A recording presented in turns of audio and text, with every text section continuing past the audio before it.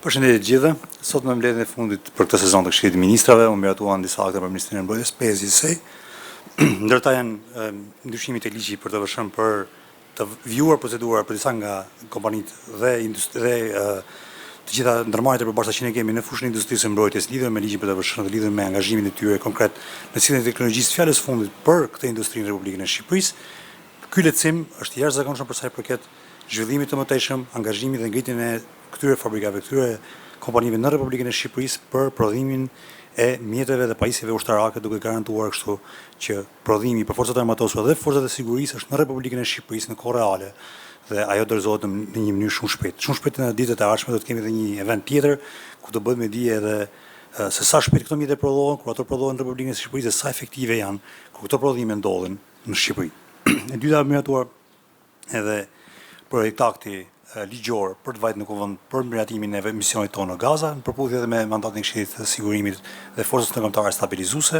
Republika e Shqipërisë do të ketë një përfaqësi në Gaza, duke filluar fillimisht me 4 oficerë shtabi. Kemi bërë edhe në intervistat e tjera dhe në daljet e tjera publike që ky do të jetë angazhimi i Republikës së Shqipërisë dhe me vajtjen e këtyre 4 oficerëve të shtabit në Forcën Ndërkombëtare Stabilizuese do vlerësohet më pas edhe kush do të jetë niveli konkret i trupave që do të dërgohen në Gaza, duke përfshirë këtu edhe vendodhjen konkrete ku këto trupa do dislokohen. Tjetër është edhe miratimi i projektaktit për mbylljen e kantierit vjetër të Kënaras, i cili do të vjet në dispozicion të shoqërisë Finkantieri, edhe ky akt i hap rrugën zhvillimit të atij kantieri detar që ka prodhuar tashmë anije në Republikën e Shqipërisë për zhvillimin e një bashkëpunimi tregtar të jashtëzakonshëm me shoqëri më të madhe në më të mëdha në botë për prodhimin e anijeve që shoqëria Finkantieri bashkë me shoqërinë Kajo në këtë bashkim të ri për atosh për këtë JV të re të prodhohen anije deri në 82 metra, që është një hap i jashtëzakonshëm sa i përket jo vetëm kapaciteteve prodhuese, por edhe kapaciteteve teknologjike në Republikën e Shqipërisë. Ai ka të shndrohet i tërë dhe do të adaptohet për prodhimin e anijeve në të këtyre përmasave. Është një vlerë e shtuar për jo vetëm për sigurinë kombëtare, por edhe për prodhimin teknologjik dhe për vendet e punës edhe për know-how që vjen në Republikën e Shqipërisë. Tjetra lidhet me mbajtjen e fjalës nga premtimi i kryeministrit dhënë publikisht në lidhje me shpërblimet për forcat armatosura dhe të gjitha forcat e angazhuara në situatën e zjarreve. Sot është miratuar vendimi i Këshillit të Ministrave, i cili autorizon njësitë e pushtetit vendor që të japin shpërblime për zjarrfisat që janë pranë tyre dhe gjithashtu kanë miratuar edhe shpërblimet për gjitha trupat dhe të gjithë forcat që ndodhen në forcat armatosura në aparatin e Ministrisë së Mbrojtjes që janë angazhuar tashmë për situatën e zjarreve. Situata e zjarreve si vjet është menaxhuar në mënyrë shumë të mirë, jemi shumë krenar për punën që të gjithë aktorët dhe faktorët kanë zhvilluar menaxhimin e zjarreve. Kemi mbi 27 vatra masive zjarre që janë mitiguar dhe janë shuar në Republikën e Shqipërisë, duke filluar nga Firi, Idriza, nga Fusharsi, nga Kurbini, nga Lezhë e tjerë me radhë, ku janë mbi 1380 forca që deri aktualisht janë angazhuar në shuar në këtyre zjarreve, në ndihmimin e këtyre zjarreve. Kapacitetet si asnjëherë tjetër, si asnjë vit tjetër kanë qenë operacionale, patë edhe ndaljen e fundit kryeministrit, mjetet, zjarrfikset, flota e helikopterëve që është në dispozicion për shuar në këtyre zjarreve, janë mbi 90 mjete që kanë qenë aktive, janë mbi 5 helikopterë që janë aktiv për shuar në këtyre zjarreve. Deri tani, fal koordinimit shumë të mirë dhe fal përgatitjes shumë të mirë edhe të gjithë angazhimin e njësive të pushtetit vendor, prefektëve apo forcave të armatosura nëpërmjet Agjencisë Kombëtare të Mbrojtjes Civile janë shuar dhe mitiguar shumë nga rastet emergjente që kanë qenë në Republikën e Shqipërisë. Aktualisht kemi një situatë zjarri në Dajt, janë mbi 120 forca që aktualisht po punojnë për shuarin e këtij zjarri, pa llogaritur këtu angazhimin që janë edhe nga pushteti vendor. Janë 2 helikopterët që aktualisht po zhvillojnë pjesën e shuarit së zjarreve edhe nga ajri. Besoj dhe jemi bindur që ky shpërblim shkon në vendin e duhur, shpërblim i merituar për njerëzit e punës, për ata që janë vit part fronti që përballen me zjarret dhe që garantojnë që situata jetë nën kontroll dhe e menaxhuar dhe që e gjithë pjesa e biznesit, jetës së qytetarëve është sigurt për sa kohë këta njerëz janë vit part frontit. Ky shpërblim është shpërblim i merituar. Qeveria jep gjithë atyre të cilët përballen drejt për drejtë me zjarret, përballen vit part frontit të gjithë emergjencave kudo në Republikën e Shqipërisë. Dhe e fundit lidhet edhe me një akt i cili lidhet me misionin tonë letërnik. Këto janë kryesisht akte që janë kaluar sot për Ministrinë e Mbrojtjes. Faleminderit për pyetjet pastaj. Greta Bullari, televizioni Klan News. Zoti Ministër, marrëveshja direkte e HUAS me Shqipërisë dhe Shtetet e Bashkuara të Amerikës ka qenë kryefjale e diskutimeve ditët e fundit. Ndaj doja t'ju pyes nëse mund të ndani më shumë informacion së pari kur është iniciuar kjo marrëveshje, e dyta në çfarë faze ndodhet aktualisht dhe a ka lidhje kjo marrëveshje me përgatitjet që Shqipëria po bën në kuadër të pritjes së samitit të radhës të NATO-s apo për detyrime të tjera karshi aleancës? Faleminderit. Në lidhje me marrëveshjen e fundit e FMF, së pari duhet të sqaroj që marrëveshjet e FMF nuk kanë filluar specifikisht këtë vit, nuk e kanë për këto marrëveshje specifike, por e kanë për historinë e marrëveshjes FMF që nga vendosja e marrëdhënieve me Shtetet e Bashkuara të Amerikës e deri përpara kësaj marrëveshje ne kemi rreth 196 milion dollar që janë të angazhuar nga qeveria e Shtetit e Bashkuara për programin FMF për Republikën e Shqipërisë. Janë shumë mjete që janë dhuruar Republikës së Shqipërisë, janë përfituar Republikën e Shqipërisë, kanë ardhur Republikën e Shqipërisë. Këto mjete specifikisht dhe kjo marrëveshje specifike është marrëveshje më e fundit në programin FMF, është angazhuar në këtë vit, lidhet me marrjen e disa mjeteve, pajisjeve dhe sistemeve që i duhen forcave të armatosura. Nëse përgjigjja është a duhet për samitin janë tjera sisteme që duhen, nëse pyetja është a lidhin ky program FMF me kapacitetet e forcave armatosura, patjetër ato kapacitete janë kërkuara me vite, por është aplikimi për to dhe angazhimi për to është bërë si vjet dhe vetëm fakti që një marrëveshje e cila për herë të parë mbas pothuajse 30 vjeç është më e madhe se sa ka qenë totali i financimeve të përfituara nga Shtetet e Bashkuara, pra është 302 milion dollar nga 196 që ka qenë gjithsej, tregon jo vetëm mbështetjen politike, edhe kur them mbështetje politike kanë për qeverinë shqiptare, kanë për shtetin shqiptar, për sigurinë e Republikës së Shqipërisë dhe nëse pyetja është a lidhet me samitin, po lidhet me samitin, po jo me samitin që do vinë në Tiranë. Lidhet me angazhimin e samitit të Hagës. Dhe këto shpenzime ushtarake kam thënë dhe i them, nuk lidhen vetëm me Republikën e Shqipërisë apo vetëm specifikisht me qasjen që ne kemi në Ministrinë e Mbrojtjes. Lidhen me të gjitha shtetet e aleancës, janë të gjitha shtetet e aleancës të cilët kanë pas një qasje apo një trajektore standarde në lidhje me mbrojtjen që nga samiti i Hagës është vendosur rritja e shpenzimeve për të kapur në vitin 2035 atë që quhet angazhimi i Hagës 3.5% shpenzime që janë të lidhura vetëm me mbrojtjen dhe 1.5% që janë të lidhura rreth mbrojtjes, që mund të jenë siguri kibernetike, infrastrukturë kritike e tjerë. Në këto shpenzime, ne kemi atë që quhet shtegu i besueshëm i shpenzimeve, fillojmë si vjet me 2.2% të GDP-s vetëm për shpenzime që janë të mbrojtjes dhe patjetër që kjo kredi jo vetëm që është financiarisht një ndihmës për qeverinë shqiptare për përmbushjen e këtyre kapaciteteve në forcat armatosura, por është edhe patjetër një miratim që lidhet me transferim teknologjik në Republikën e Shqipërisë. Ne nuk po bëjmë mjete të përdorura, po bëjmë mjete të reja, teknologji të fjalës fundit që lidhen me mbrojtjen dhe kjo është edhe një mbështetje politike për Republikën e Shqipërisë, për atë që ne jemi në Ballkanin Perëndimor, për atë që ne jemi në NATO, për pozicionin që qeveria shqiptare ka të qartë krah aleancës dhe siç tashmë është edhe e ditur publikisht qeveria shqiptare ka në politikën e saj të jashtme pothuajse të gjitha politikat e saj të mbështetura pikërisht në vlerat e aleancës dhe ato që janë qendrimet e përbashkëta të aleancës. Ky program FMF në këtë mas bëhet për herë të parë në Republikën e Shqipërisë, pra në këtë mas 302 milion dhe është një rritje jashtëzakonshme e kapaciteteve të luftimit, të sistemeve, të kapaciteteve në Republikën e Shqipërisë dhe angazhimi vetëm brenda këtij viti, nga aplikimi deri tek miratimi tregon edhe një herë që është mbështetja e qartë për qeverinë shqiptare, për Republikën e Shqipërisë dhe për mbrojtjen dhe për sigurinë në këtë rajon. Mola Luku nga Vision Plus. Zoti Ministër, vetëm një ditë më parë, Partia Demokratike ka dërguar në gjykatën kushtetuese pikërisht këtë marrëveshje huaje me SBA-n. A keni një koment ju lidhur me këtë çështje, pasi pretendimet e tyre janë se është votuar në shkelje të kushtetutës? Unë nuk besoj që është votuar në shkelje të kushtetutës, përkundrazi. Unë besoj që qëndrimet e Partisë Demokratike janë totalisht të papranueshme për sa më përket mua dhe Ministrisë së Mbrojtjes në raport me këtë marrëveshje. E kam thënë edhe ditë në parlament, pavarësisht se seancat e mbledhura të mbyllura, siguria kombëtare nuk është çështje debati politik. Edhe unë di edhe të kaluar në qendrimet e Partisë Demokratike për këtë pikë kanë qenë shumë edhe të dy palët, nuk kanë qenë shumë bashkëpunuese. Në këtë rast, ky nuk është një sinjal i mirë, përkundrazi, mendoj që të atakohet një marrëveshje e cila financon mbrojtjen është e papranueshme. Unë mendoj që kur vjen puna te siguria kombëtare nuk ka krah politike dhe sidomos kur vjen puna tek marrëdhënia dhe marrëveshjet që ne kemi me Shtetet e Bashkuara të Amerikës nuk duhet të ketë krah politik. Fakti që kjo marrëveshje atakohet, për mendimin tim, është e papranueshme, është gabim politikisht edhe mesazhet dhe sinjalet që çojmë shumë i gabuar. Ju a thash programi FMF nuk është vetëm çështje financimi, është edhe çështje transferimit teknologjik, e cila do vullnet politik.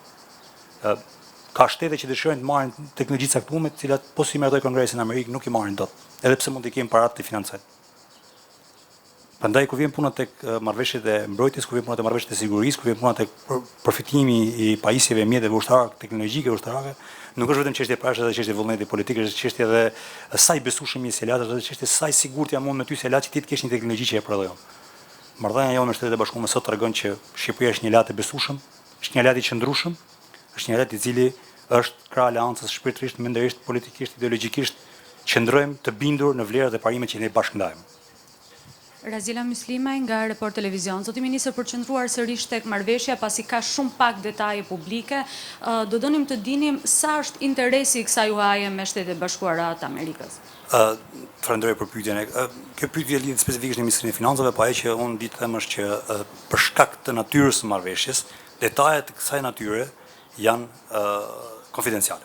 Dhe kjo lidhet me faktin që zyra që menaxhon të tilla programe në Shtetet e Bashkuara të Amerikës i ka parakusht që të gjitha të dhënat që lidhen me miratimin e kredisë, me kushtet financiare apo me detajet specifike ushtarake mos bëhen publike. Unë e kuptoj edhe jam plotësisht dakord që në Republikën e Shqipërisë shumica gjëra gjithë bëhen transparente, bëhen publike, të gjithë dinë gjithçka, kur vjen puna te mbrojtja dhe siguria, duhet të kuptojmë që janë disa gjëra që nuk mund të jenë publike, dhe lidhen me detaje që lidhen me sigurinë kombëtare, lidhen me kapacitetet, lidhen me çfarë lloj mesazhin e çojmë duke bërë ditur ndoshta kapacitetet që ne kemi në Republikë. Nuk është praktik, nuk është gjë që ndodh në asnjë vend që të bëhen të ditura detaje. Kjo nuk është për mungesë transparence, kushdo që ka një interes të ligjshëm, duke plotësuar deklaratën e konfidencialitetit, duke pasur një certifikat sigurie, duke marrë përsipër mbi veten e vet, që nëse divulgon informacionin do përballet me pasojë ligjore. Pra kushdo që i plotëson të gjitha këto kushte njëkohësisht patjetër që mund ta marrë informacionin brenda asaj që është e pranueshme dhe brenda asaj që ne kemi rënë dakord edhe me palën amerikane. Marrëveshja është shumë e thjeshtë, financimi i Shtetit e Bashkuara problemin e pajisjeve sistemeve teknologjike apo ushtarake që lidhen me Ministrinë e Mbrojtjes, ajo pagesë shkon përmes Ministrisë Financave dhe Ministrisë Mbrojtjes tek prodhuesit e sistemeve dhe këtu mbyllet historia. Nuk ka asnjë cikël, është krejt transparente, është krejt e pastë, krejt e qartë. Detajet apo fakti që ato nuk bëhen publike lidhen me çështjet e sigurisë kombëtare dhe kjo nuk është vetëm për të kaluar rrallën, por kjo është fakti. Edhe kjo është e zakonshme dhe e kuptueshme në gjitha vendet e botës.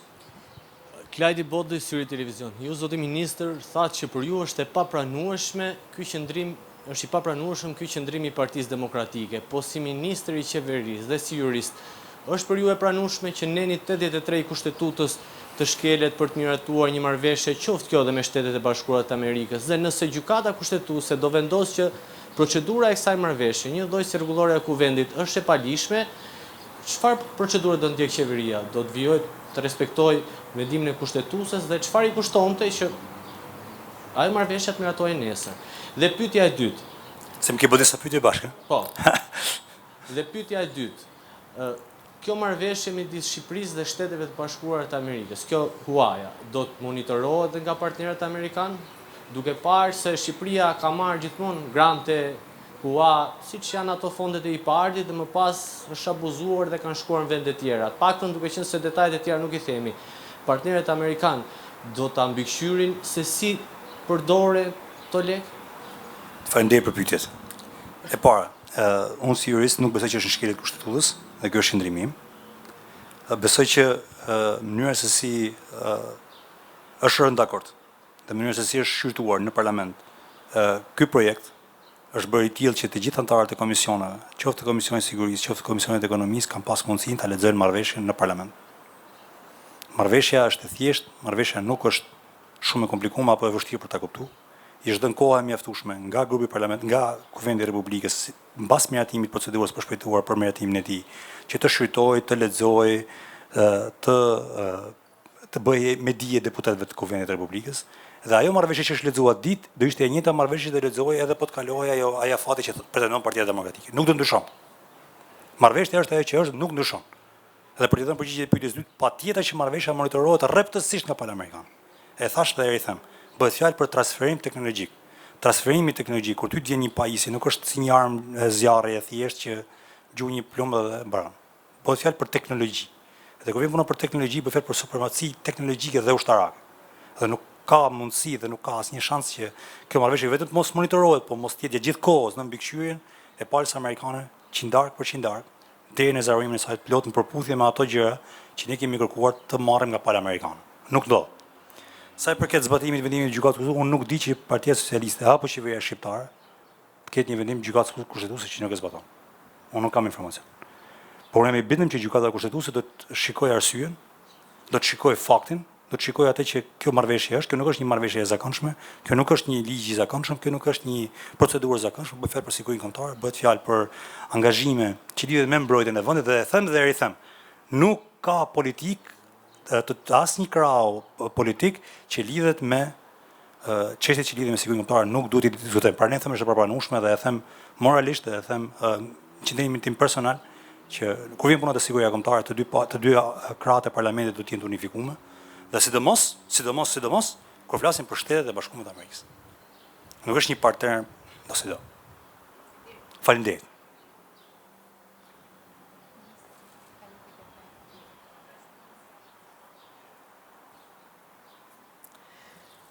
Përshëndetje të gjithëve. Sapo miratuam 3 vendime të rëndësishme të propozuara nga Ministria e Shëndetësisë dhe Mirëqenies Sociale. Vendimi i parë është historik dhe ka të bëjë dhe me një sfidën time personale. Shqipëria për herë të parë do të ketë një institut kombëtar të tumoreve. Një institut kombëtar të tumoreve sipas modeleve europiane, kemi marrë si shembull modelin e Institutit Kombëtar të Tumoreve të Milanos. Ky institut do ketë 3 fusha veprimi. Fushën klinike, që sigurisht përfshin shërbimet e kirurgjisë të tumoreve, kimioterapisë dhe radioterapisë, fushën e mësimdhënies, që është pjesë organike e Universitetit Mjekësor të Tiranës, por dhe një fushë të re, fushën kërkimore shkencore, e para e këtij lloji në Shqipëri. Kjo fushë e fundi kërkimore shkencore sjell dy risi në vetvete. Brenda kësaj fushe do të ngrihet njësia e studimeve klinike, ajo që quhet gjithmonë Clinical Trials Unit në çdo vend të botës, dhe kjo ka një rëndësi të veçantë, sepse mundson që pacientët shqiptar të bëhen pjesë e studimeve klinike ndërkombëtare. Pra, akses në barna inovatore, në studime inovatore. Sjell një rësi të dytë, pjesa kërkimore shkencore, sepse duke qenë se instituti do të jetë pjesë e rrjetit europian, organizatës europiane të qendrave shkencore onkologjike, do të kemi mundësi që të përfitojmë fonde europiane për inovacion, si në barna, po ashtu edhe në teknologji. Në të njëjtën kohë, instituti do të shërbejë si bërtham për koordinimin e punës të rrjetit onkologjik kombëtar të punkteve të kimioterapisë. Aktualisht kemi 8 punkte kimioterapie, do të kemi 9 së shpejti me ngritjen e punktit të ri të kimioterapisë në Spitalin Memorial të Fierit.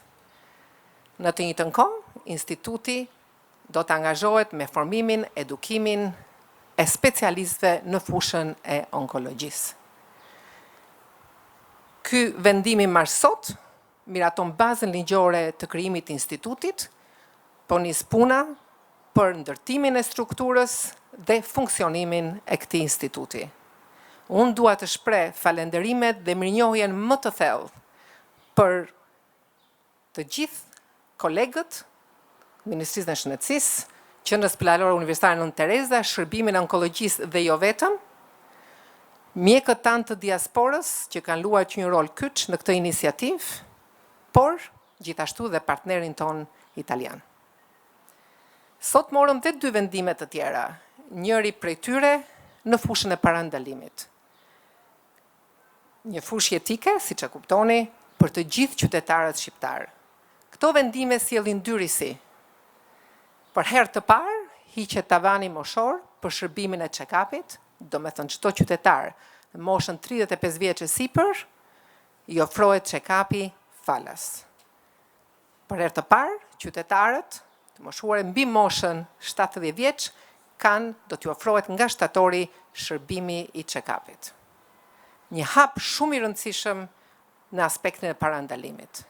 Gjithashtu, shërbimi i check-upit dhe i dializës, që përkatësisht përfundojnë në shtator dhe në nëntor, të ofruara për momentin nga koncesionari, merren dhe në dorëzim dhe ofrohen nga shteti. Më vjen mirë që sot po jap 3 lajme shumë të mira, janë 3 vendime që besoj ndikojnë në mënyrë direkte me një impakt shumë të thellë në jetën e qytetarëve, si në fushën e trajtimit, por gjithashtu edhe në fushën e parandalimit. Ju falenderoj për vëmendjen dhe jam e hapur për pyetje që mund të keni. Zonja Ministre, pyetja ime shkon për vendimin e parë që që është marrë sot në Këshillin e Ministrave, sa i takon sektorit shëndetësisë për ngritjen e institutit të tumoreve.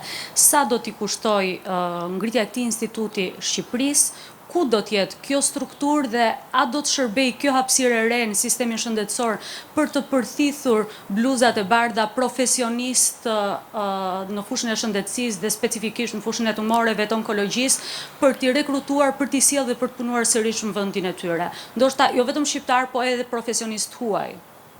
Atëre, pyetja juaj ka 2 pjesë, kështu më lejoni të adresoj të 2 pjesët. Një pjesë është e lidhur me si do të funksionojë instituti, si qendër, dhe pjesa e dytë është me thithjen e diasporës shqiptare. Atëre, fillojmë me pjesën e parë. Instituti do të qëndrojë atje ku është fizikisht në shërbimi onkologjisë. Sigurisht ne kemi plane për të vazhduar më tej për të rikonstruktuar, për të zgjeruar dhe do t'ju mbajmë të mirë informuar. Si institut kërkimor shkencor është e parë, prandaj do ketë përveç buxhetit të alokuar si pjesë e funksionimit të institutit siç funksiononte edhe tani si pjesë e QSUT-s, ka një buxhet shtesë nga buxheti i shtetit për pjesën kërkimore shkencore. Por gjithashtu, instituti në vetvete i jep mundësinë që Shqipëria nëpërmjet institutit të aplikojë për fondet europiane me partner europian ose vetë si Shqipëri, për të përthithur këto fonde në mënyrë kompetitive. Jo vetëm për bana, por edhe për teknologji të avancuar. Në të njëjtën kohë, duke qenë pjesë e një rjeti, siç e theksova edhe më parë, të europian të qendrave onkologjike, kjo do japi mundësinë që në Shqipëri të zhvillohen edhe studime klinike që krijojnë mundësinë e banave inovatore për pacientët. Pjesa e dytë e pyetjes tuaj ka të bëjë me diasporën. Mënyrën se si unë ose si politik e kemi adresuar diasporën është me 2 këndvështrime. Dhe këtë e kam shumë të rëndësishme që ta kuptojnë dhe të gjithë qytetarët. Këndvështrimi i parë është që diaspora mund të kontribuojë nga kudo që është, si brenda Shqipërisë, po edhe në distancë. Dhe shembulli më i mirë aktualisht i kontributit të diasporës shqiptare është puna e palodhur e mjekëve të diasporës onkolog në Institutin e Tumoreve Milanos, që i falenderoj për herë të dytë publikisht sepse kanë qenë partner të shkëlqyer. Jo vetëm kaq, por ne kemi ngritur dhe një platformë aplikimi e dedikuar për diasporën, që mjekët që duan të kthehen fizikisht dhe të kontribuojnë në Shqipëri, të kenë një proces aplikimi që është i dedikuar për ta dhe po e vlerësojmë. Sigurisht do t'ju mbajmë në dieni për zhvillimet e mëtejshme që kemi. Prandaj në 2 mënyra se si kemi adresuar diasporën. Faleminderit. Okej. Faleminderit juve, ditë të mbarë.